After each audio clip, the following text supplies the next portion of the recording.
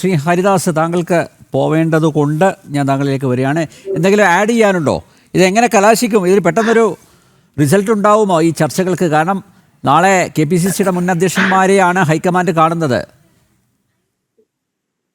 മൂന്നാമത്തെ ഒരു ആൾട്ടർനേഷനുള്ള സാധ്യതയൊന്നും അടുത്ത 15 വർഷത്തേക്ക് കേരളത്തിൽ ഉണ്ടാകില്ല എന്നുള്ളത് ശ്രീ അഹമ്മദ് ദയവ് ചെയ്ത് മനസ്സിലാക്കുക.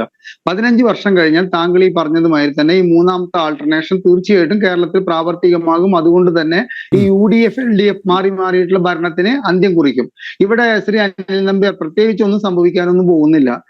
ഈ KC വേണുഗോപാലിനെ നൂലിൽ കെട്ടി ഇറക്കിക്കൊണ്ട് നമുക്ക് ഒരു മുഖ്യമന്ത്രിയെ തരുമെന്നുള്ള കാര്യത്തിൽ സംശയമില്ല. ഇതിന്റെ ഇടയിൽ കയറിയിട്ട് ഈ വിഷയം മാറ്റിയിട്ട് പറയല്ല. ഈ രാഹുൽ ഗാന്ധി എന്ന് പറഞ്ഞ മനുഷ്യൻ ഈ തമിഴ്നാട്ടിലെ DMK എന്ന് പറഞ്ഞ പാർട്ടിയോട് ചെയ്തത് അങ്ങേയറ്റം മോശമായ ഒരു രാഷ്ട്രീയ പ്രവണതയാണ്. എന്താണ് ഈ ചെയ്യുന്നത്? ഒരു സുപ്രഭാതത്തിലെ ഇലക്ഷനിൽ പരാജയപ്പെട്ട് ഒരു എല്ലാറ്റും വലിയ ഒരു ബ്രീത്തിങ് ടൈം എന്ന് പറയുന്നത്. അപ്പൊ അത്തരത്തിലൊരു തീരുമാനമെടുത്ത രാഹുൽ ഗാന്ധി KC വേണുഗോപാൽ എന്ന് പറയുന്ന മനുഷ്യനെ പ്രീതിപ്പെടുത്തുന്നതിന് വേണ്ടിയിട്ട് പ്രീതിപ്പെടുത്താതിരിക്കാൻ തരമില്ല. ഇനി ശ്രീ ഹരി ഒരു കാര്യം മനസ്സിലാക്കുക. ഞാൻ ഈ ചർച്ച കഴിഞ്ഞാൽ ഞാൻ എന്റെ ഈ വർത്തമാനം കഴിഞ്ഞ് കഴിഞ്ഞാൽ 1 മിനിറ്റിനുള്ളിൽ എഴുന്നേറ്റ് പോകും. താങ്കൾക്ക് എന്തും പറയാം. ഇന്ത്യയിൽ കോൺഗ്രസ് മെലിഞ്ഞിട്ടുണ്ടെങ്കിൽ, ഇന്ത്യയുടെ ഭൂപടത്തിൽ കാവി പുതപ്പിച്ചിട്ടുള്ള സംസ്ഥാനങ്ങളുടെ എണ്ണം കൂടിയിട്ടുണ്ടെങ്കിൽ അതിന് ശ്രീ KC വേണുഗോപാലിന്റെ സംഭാവന നിസ്സാരമല്ല എന്നുള്ള കാര്യം കൂടി താങ്കൾ മനസ്സിലാക്കുക.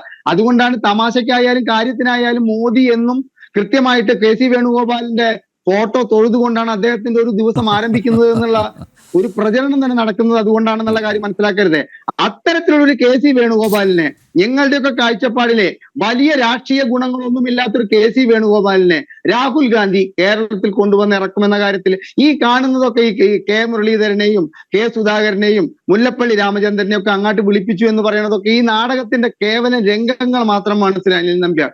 ഒരു സംശയവുമില്ല, ഉണ്ടാകാൻ പോകുന്നത് KC വേണുഗോപാലിനെ ഇവിടെ പ്രതിഷ്ഠിക്കും. ആ പ്രതിഷ്ഠയ്ക്ക് ഞാൻ പറഞ്ഞ 15% പിണറായി വിജയൻ. ഒരു കാര്യം കൂടി ദയവ് ചെയ്ത് ശ്രീ അനിൽ നമ്പ്യാർ എനിക്ക് 1 മിനിറ്റ് കൂടി തരണം. ഇവിടെ മുഖ്യമന്ത്രിയാകാൻ യോഗ്യത ഈ 3 പേർക്കുമല്ല. 7 റൗണ്ട് വോട്ടെണ്ണലിൽ പിണറായി വിജയൻ എന്ന ഇരട്ടച്ചങ്കനെ, കാരണഭൂതനെ, ഉദയസൂര്യനെ, പവിത്രമായ മണ്ണ് പരിപാവനമായി സൂക്ഷിക്കണമെന്ന് പറഞ്ഞ വ്യക്തിയെ വിറപ്പിച്ച ആ മനുഷ്യനുണ്ടല്ലോ, എന്താ അബ്ദുൾ റഷീദ് എന്നാണ് പേരെന്ന് എനിക്ക് തോന്നുന്നത്. അദ്ദേഹത്തെയാണ് മുഖ്യമന്ത്രിയാക്കേണ്ടത്. താങ്കൾ ഈ പറഞ്ഞതാണ് ഇതിന്റെ ക്രെഡിറ്റ് എങ്കിൽ തീർച്ചയായിട്ടും അദ്ദേഹത്തെയാണ് മുഖ്യമന്ത്രിയാക്കേണ്ടത്. എന്നിട്ട് ഇവരൊക്കെ കൂടി വേണ്ടത് എന്താണെന്നറിയോ? 6 മാസത്തിനുള്ളിൽ ആ മനുഷ്യനെ വിളിച്ച് ജയിപ്പിക്കണം. അപ്പൊ പിണറായി വിജയന്റെ കോൺട്രിബ്യൂഷൻ ആണ് തീർച്ചയായിട്ടും ഈ 102 സീറ്റ് എന്ന താങ്കളുടെ വാദത്തോട് ഭാഗികമായി യോജിക്കുമ്പോൾ തന്നെ.